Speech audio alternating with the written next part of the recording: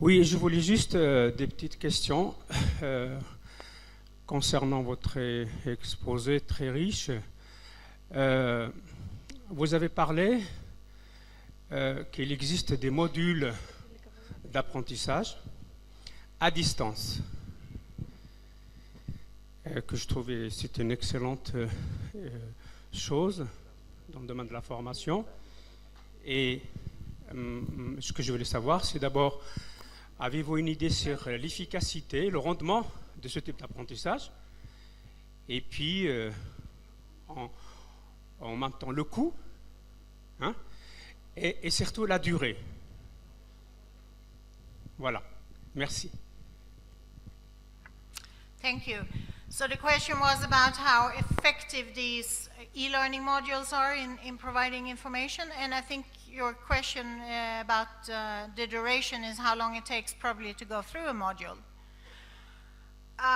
The first question is difficult to answer. We have launched these modules relatively recently. We are expecting more and more feedback. They were field tested. It took us a long time to get these modules ready because we had a lot of field testing, and that was very, very positive. People do find it an interesting and useful way of refresh, either to learn from scratch or to refresh after you've come back from a training session, after you have gone through the protocol and you want to go back and look at various aspects of the technique. So I cannot answer your question particularly, but our impression is that it's very well appreciated by the users. We would welcome all of you who will be using these modules to provide us with feedback.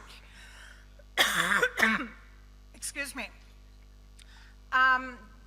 The time that is required to go through a module, I cannot answer that because it really depends on how much time you spend on each part of it. You can spend a whole day on a module, or you can spend a very limited period of time depending on how you flip through the information. And I think this is what people really appreciate, that it gives you the opportunity to focus on certain aspects, to go through it, and you can go through it many, many times, to skip over some information that maybe you don't need or you feel more confident that you already know. And it just provides another way of, another mechanism of providing information as compared to the traditional way reading a book.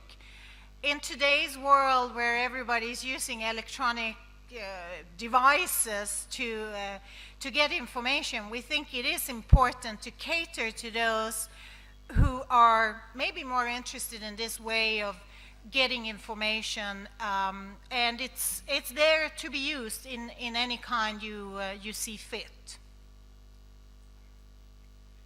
Thank you. One more question? Yes, there, Prof.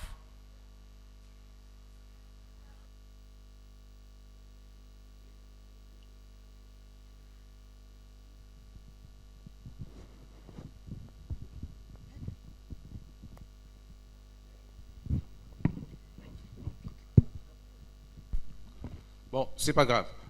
Merci, merci, Dr.Lena, for.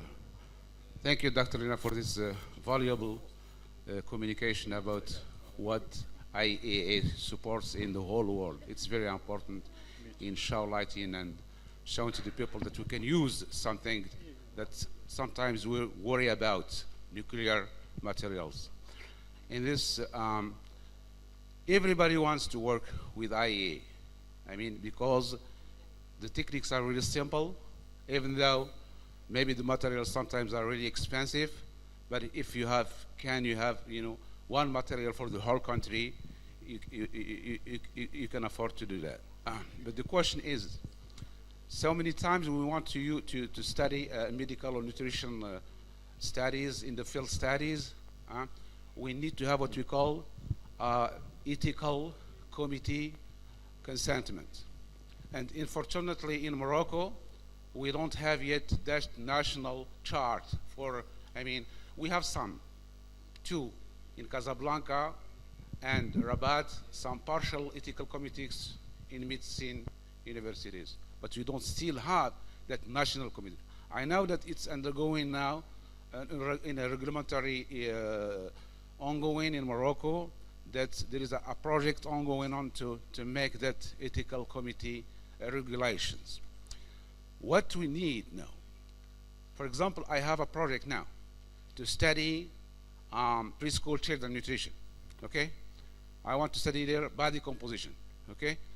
But when I present this protocol, experimental protocol, I don't know if there is, the IAEA works with the Ministry of Energy, for example, or the Ministry of Higher Education to help us, okay, go through this regulatory obstacles sometimes. Okay, thank you very much. Thank you. Yes, it is very, very important to go through your local ethical committee, obviously to have permission to introduce these techniques. As I stressed in my presentation, stable isotopes have nothing to do with radioactivity.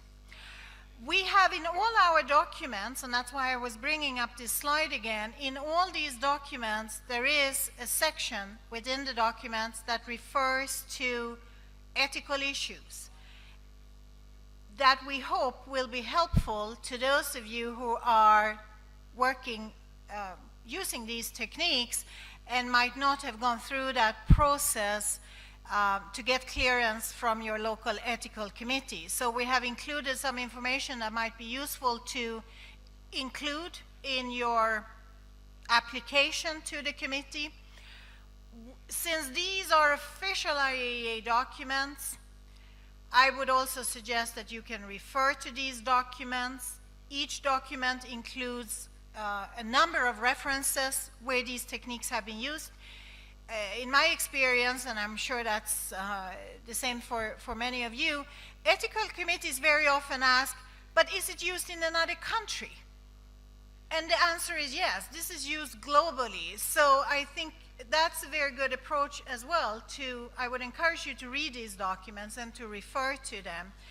And obviously a lot of work has been done in a very wide variety of countries at the present time with stable isotope techniques. There are many other techniques, and Professor Rauer showed data on total energy expenditure with double labeled water. That's a different technique. It has also been used quite widely in a number of settings. So I think the information is there. There is a very solid base today to refer to, and ethical committees typically, because they are not familiar with the techniques, they will ask those questions, but is it used in other countries?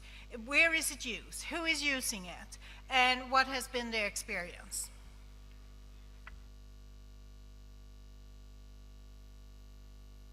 Any question? One more question we can take? Yes.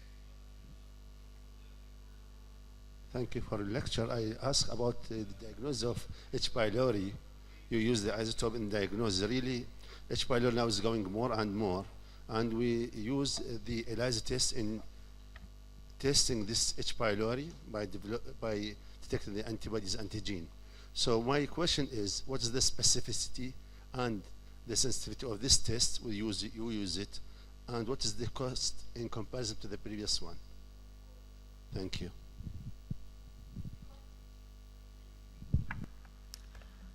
What is called the urea breath test for diagnosis of Helicobacter pylori infection is considered as the golden standard technique because it is based on, as you know, the urease activity of the microorganism.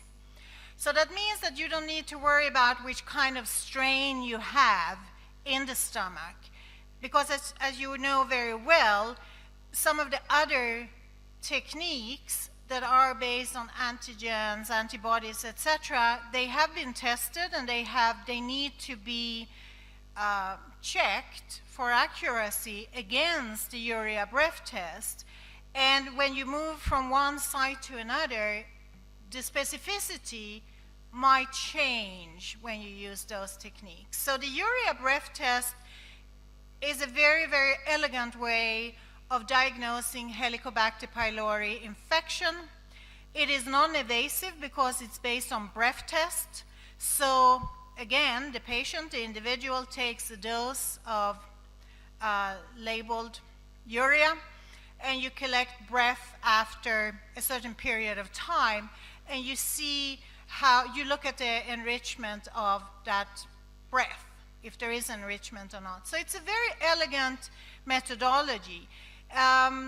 The cost, I don't have any good cost estimates to provide you with.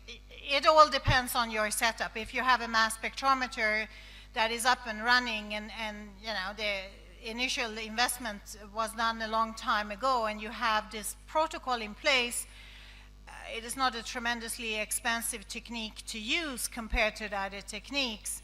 I think it is a very, very good way of getting accurate diagnosis. It has been demonstrated over and over that this is, and it is accepted as the golden standard technique. So I would encourage you, if you're using new techniques that might not have been tested and really checked for accuracy in your population, to try to do that verification of the methodology.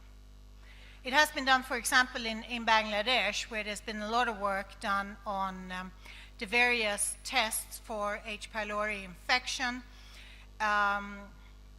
As you know, there are different, the fecal antigen tests and others that have been coming up that I think are very promising, but again, it might be good to really check out the accuracy and the precision of the methodology against the golden standard. Well, thank you very much indeed, for this wonderful